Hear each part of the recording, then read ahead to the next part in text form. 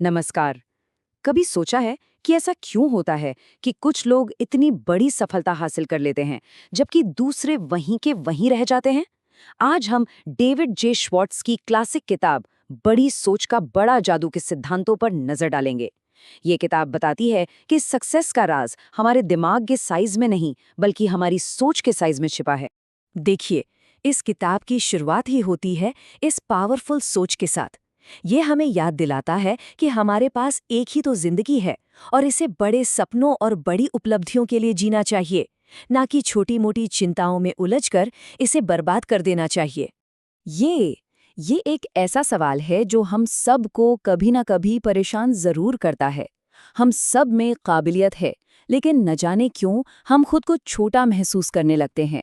ये किताब इसी क्यों का जवाब देती है। अच्छा, इसे एक कहानी से समझते हैं। किताब में हैरी नाम के एक सुपर सेल्समैन का जिक्र है जो अपने साथियों से 5 गुना ज्यादा कमाता था। तो क्या हैरी 5 गुना ज्यादा स्मार्ट था, या क्या वो 5 गुना ज्यादा मेहनत करता था?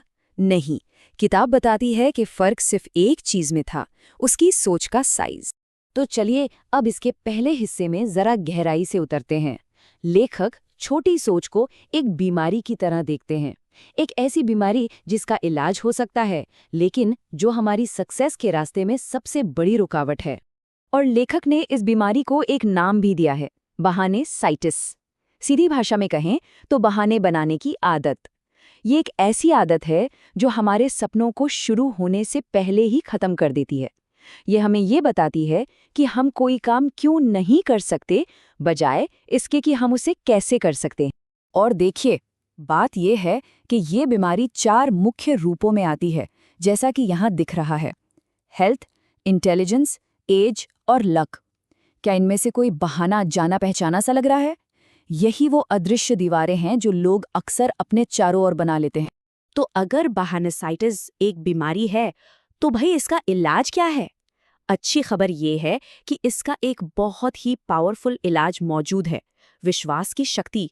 और हाँ, ये सिर्फ उम्मीद करने या विशफुल थिंकिंग के बारे में बिल्कुल नहीं है। ये स्लाइड इच्छा और विश्वास के बीच का जो फर्क है ना, उसे बहुत अच्छे से दिखाती है। इच्छा एक पैसिव चीज है, मतलब काश ऐसा हो जाए। लेकिन विश्वास विश्वास एक एक्टिव फोर्स है।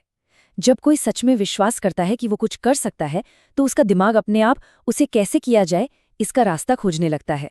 लेखक हमारे दिमाग के काम करने के तरीके को समझाने के लिए एक बड़ा ही जबरदस्त उदाहरण देते हैं। सोचिए कि हमारा दिमाग एक फैक्ट्री है जहां 2 फोरमैन हैं। एक है मिस्टर विजय जो पॉजिटिव विचारों को बनाता है, और दूसरा है मिस्टर पराजय जो नेगेटिव विचार बनाता है।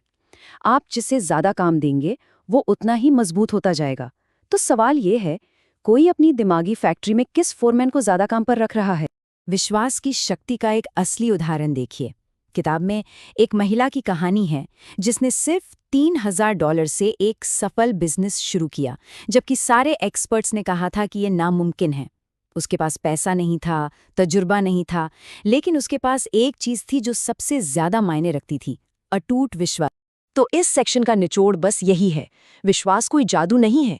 ये एक तरह का मेंटल स्विच है जो हमारे दिमाग को प्रॉब्लम्स देखने के बजाय सॉल्यूशंस खोजने के लिए प्रोग्राम करता है। ये हमारी छिपी हुई ताकत को जगा देता है। ठीक है, तो विश्वास तो हमारी नींव है। अब देखते हैं कि इस नींव पर इमारत कैसे बनाई जाए। देखिए, सक्सेस के रास्ते में अगली सबसे बड़ी बाधा है डर, और ये किताब हमें बताती है कि इसे कैसे जीता जाए। यहाँ एक बहुत ही सिंपल लेकिन गहरा सिद्धांत है: डर एक अंधेरे कमरे की तरह है। जब तक कोई बाहर खड़े होकर बस सोचता रहेगा, वो बढ़ता जाएगा। लेकिन जैसे ही कोई एक्शन का दरवाजा खोलकर अंदर कदम रखता है, डर की परछाई अपने आप छोटी होने लगती है। मतलब डर का सिर्फ एक ही इलाज है: एक्शन। तो चलिए इन कदमों पर एक नजर डालते हैं। ये सिर्फ बातें नहीं है, ये वो काम है जिन्हें कोई भी आज से ही अपनी जिंदगी में अपनाकर आत्मविश्वास की दीवार खड़ी कर सकता है। आइए उस दूसरे पॉइंट को थोड़ा और समझते हैं। Memory bank. हमारा दिमाग हमारी यादों को स्टोर करता है। अगर कोई जानबूझकर सिर्फ पॉजिटिव, सफल अनुभवों को जमा करता है और उन्हें बार बार याद करता है, तो वो अपने दिमाग को कॉन्फिडेंस के साथ सोचने के लिए ट्रेन कर रहा है। तो आज अपने मेमोरी बैंक में कौन सी पॉजिटिव याद जमा करने वाले हैं? अब हम अपने विश्लेषण के आखिरी हिस्से पर आ गए हैं। ये इस बारे में है कि हम जो शब्द इस्तेमाल करते हैं वो हमारी सोचने की काबिलियत को कैसे असर करते हैं।